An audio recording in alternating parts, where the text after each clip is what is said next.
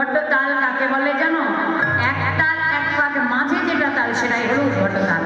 সেই তালে তোমায় নাচতে হবে। দেখে তুমি কেমন নাচতে জানো? আর শোনো, আমি একটা পানাপুরি করে নি, যদি যে লড়াইকে দেব আমরা হব দাস, আমরা হব দাস।